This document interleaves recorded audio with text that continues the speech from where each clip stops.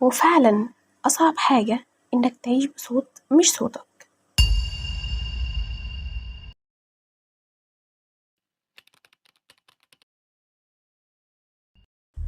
أخطر حاجة ممكن تحصل للإنسان إنه يعمل حاجة هو أصلا مش مقتنع بيها، بس يعملها علشان الناس قالت إنها صح.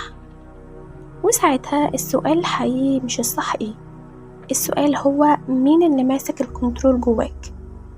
إحنا طول عمرنا بنسمع ده صح وده غلط، بس عمرك سألت نفسك مين أصلا اللي حط الستاندردز دي؟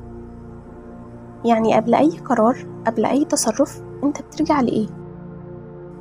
بصراحة أنا شايفة إن الإنسان قبل أي فعل بيبقى فيه حاجة بيرجع لها تلقائي، هو مش بيكون قاصد، بس ده بيبقى إحساس لا إرادي، كأنه جوا كل واحد فينا في internal reference بيرجع له قبل أي خطوة. يعني مثلا في ناس الدين بالنسبة لها هو المين ريفرنس، قبل ما يعملوا أي حاجة بيسألوا نفسهم هل ديني يسمح بده؟ هل ربنا يرضى عن ده؟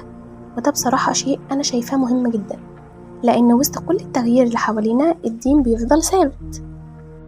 وفي ناس تانية المرجع بالنسبة لها هو العادات والتقاليد، يفكر ويقول هل اللي هعمله ده من عاداتنا؟ طيب هل ده لايق بالمكان اللي أنا اتربيت فيه؟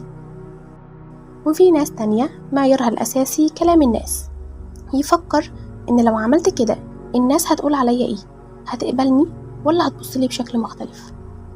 وفي ناس تانية مرجعها الضمير، يعني بعد أي موقف بيسأل نفسه أنا مرتاح؟ طب عارف هنام وأنا راضي عن اللي عملته؟ وفي ناس بتمشي بمبدأ بسيط جدا، طالما محدش اتأذى يبقى عادي، وده برضو نوع من الستاندردز حتى لو بسيط. وفي ناس تانية، ودي بصراحة أكتر نقطة أنا حاساها جدا، ناس معيارها هل ده أنا أصلا؟ يعني هل الفعل ده يشبهني؟ هيقل مني؟ هعرف أبص لنفسي بعدها بنفس الطريقة؟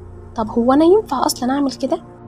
وبصراحة أنا كملك شايفة إن أكتر حاجة الإنسان محتاجها هي البالانس، إن يبقى عنده مرجع ثابت زي الدين، وفي نفس الوقت يبقى عنده احترام لنفسه وللصورة اللي شايف نفسه بيها. يعني مش بس هل ده ينفع، لكن كمان هل ده ينفع معايا أنا؟ ودي نقطة ناس كتير للأسف بتغفلها، لأن أوقات كتير الإنسان بيعمل حاجات مش عشان مقتنع بيها، لكن عشان الكل بيعمل كده، أو عشان ما يبانش مختلف، ومع الوقت يبدأ يفقد صوته الحقيقي، يبقى عايش مايند سيت مش شبهه أصلا، وده مرهق جدا. في مرحلة معينة الإنسان الناضج بيبدأ يفهم إن مش كل حاجة الناس متفقة عليها تبقى صح، وإن مش كل حاجة يقدر يعملها يبقى لازم يعملها، وإن الشخصية الحقيقية بتظهر أكتر في اللحظة اللي محدش شايفك فيها.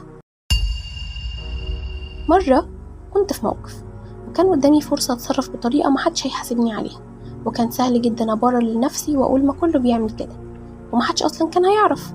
بس وقتها السؤال ما كانش مين هيشوف، السؤال كان هل أنا هعرف أعيش مع نفسي بعد كده؟ هشوف نفسي بنفس الطريقة؟ ويمكن ده أصعب اختيار فعلا، لما تبقى قادر تعمل الغلط ومحدش يمنعك، لكن تختار إن لأ، مش خوف ولا منظر قدام الناس، لكن عشان الشخص اللي جواك. لأن في النهاية ممكن الناس تنسى، لكن إحساسك بنفسك بعد أي قرار صعب يختفي. وأصل الحقيقة إن أي حد يقدر يمثل البيرفكت إيمج قدام الناس، لكن شخصيتك الحقيقية تظهر في اللحظة اللي محدش شايفك فيها. وفي الآخر يمكن كل واحد فينا عنده تعريف مختلف للصح والغلط، بس المهم فعلا مين اللي بيسوقك من جوه، دينك ولا الناس، الخوف ولا الشخص اللي نفسك تبقى عليه. ودلوقتي بقى محتاج أعرف أنت كشخص إيه هو معيارك للصح والغلط في الحياة؟